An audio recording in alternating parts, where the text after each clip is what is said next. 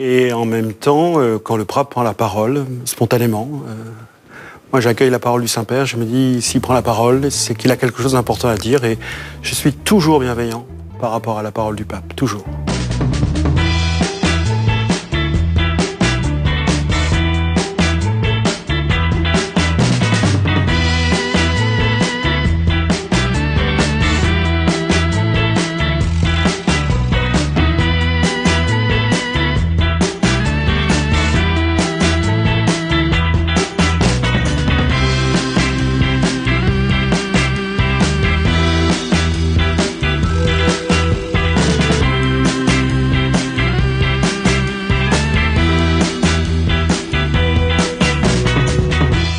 Mais vraiment, il faut qu'ensemble, on fasse œuvre catholique.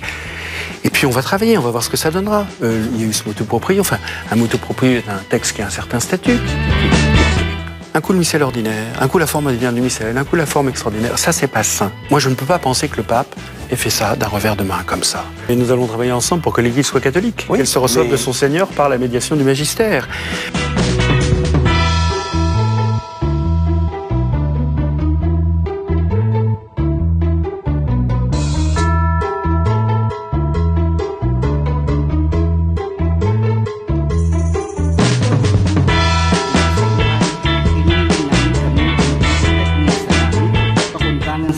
Pagiging aming kaparis bilang katapatan kasama magpasawala.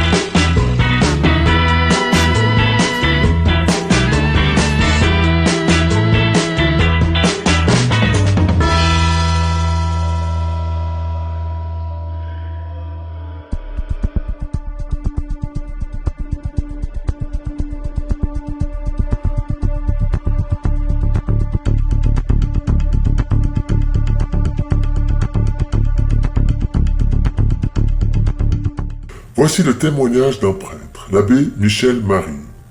Comme vous, au tout début de la Réforme, ne voyant pas où allaient les premiers allègements de la messe, j'avais accepté ces suppressions. Le jour où j'ai vu Rome même, à n'en pas douter, nous demander positivement de faire disparaître une à une, selon une progression diaboliquement calculée, toutes, je dis bien toutes les marques de respect et donc de foi en la Sainte Eucharistie, signes de croix, génuflexion, tabernacle, nappe d'autel, canon qui a été trafiqué, surtout la formule de consécration, la toute nouvelle place de l'autel, ainsi que la position du prêtre face à l'assemblée, etc. J'ai compris le massacre peu savamment camouflé du prince des ténèbres. Nous savons que les autorités de la secte conciliaire cherchent l'extinction de la tradition, et donc de l'Église. Or, l'Église ne peut être éteinte, nous dit Don Guéranger, que par l'abolition et la profanation, la souillure de la Sainte Messe. Don Guéranger précise à ce propos, la Sainte Église fait entrer tous ses membres en participation du grand sacrifice. C'est ce qui fait que, si le sacrifice de la messe s'éteignait, nous ne tarderions pas à retomber dans l'état dépravé où se trouvaient les peuples souillés par le paganisme. Et telle sera l'œuvre de l'Antéchrist. Il prendra tous les moyens d'empêcher la célébration de la Sainte Messe, afin que ce grand contrepoids soit abattu et que Dieu mette fin alors à toutes choses, n'ayant plus de raison de les faire subsister. Voici ce qu'écrivait Luther. Quand la messe sera renversée, je pense que nous aurons renversé toute la papauté, car c'est sur la messe, comme sur un rocher, que s'appuie la papauté tout entière. Il fallait donc réaliser l'œuvre du Rose-Croix Luther. Vatican II et le franc-maçon Bunini allaient le permettre.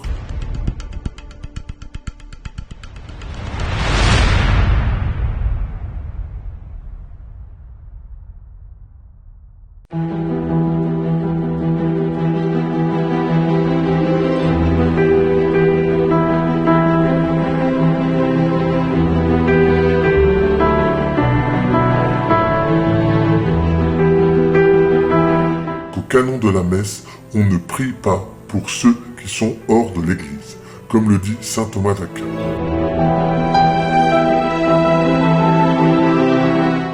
On peut prier pour eux dans le secret et non dans les prières officielles.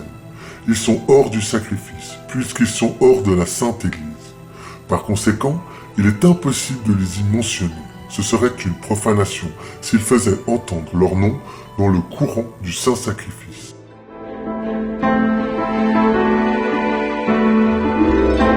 Quelles conséquences engendre donc le fait de nommer François au canon de la messe? Voici ce que Don Guéranger, dont personne ne contestera la compétence en matière liturgique, affirme. Mais, afin que tous ses membres, sans exception, soient mentionnés, la Sainte Église parle ici de tous les fidèles, c'est-à-dire tous ceux qui sont fidèles observateurs de la foi de la Sainte Église, car il est nécessaire d'être dans cette foi pour être compris dans le nombre de ceux dont la Sainte Église fait mention.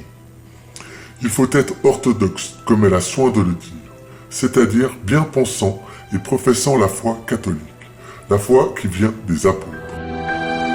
La Sainte Église, en appuyant sur ces mots, nous montre bien qu'elle ne prie pas ici pour ceux qui n'ont pas la foi, qui ne sont pas bien pensants, ni orthodoxes, et qui ne tiennent pas leur foi des apôtres. Nous comprenons, d'après les termes qu'emploie l'Église, combien la messe s'éloigne d'une dévotion privée. Le prêtre ne peut prier ici ni pour les infidèles, ni pour les juifs, pas plus que pour les hérétiques, parce qu'ils sont excommuniés par le fait de leur hérésie, et par conséquent mis en dehors de la Sainte Église catholique. Il ne prie pas non plus pour ceux qui, sans être hérétiques, sont excommuniés. Ce serait une profanation s'ils faisaient entendre leur nom dans le courant du saint sacrifice.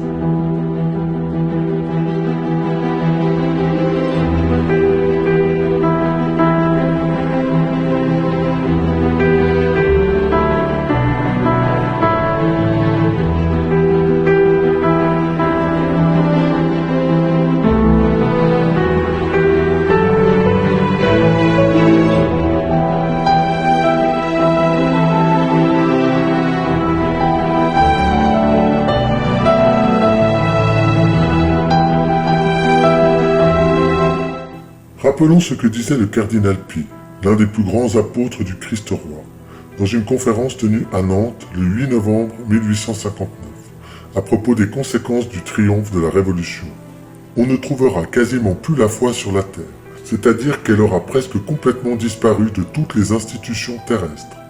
L'Église, société sans doute toujours visible, sera de plus en plus ramenée à des proportions simplement individuelles et domestiques.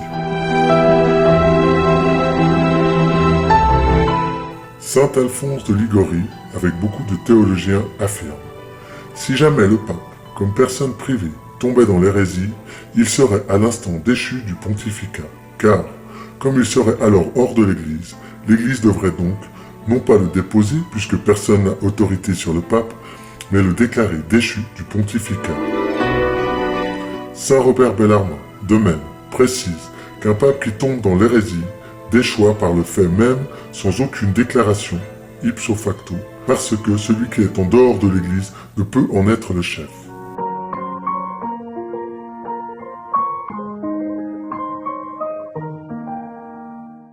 Comme le disait Pie XII, ceux qui connaissent la vérité doivent se faire un devoir de la définir clairement quand les ennemis la déforment habilement. Ils doivent avoir la fierté de la défendre.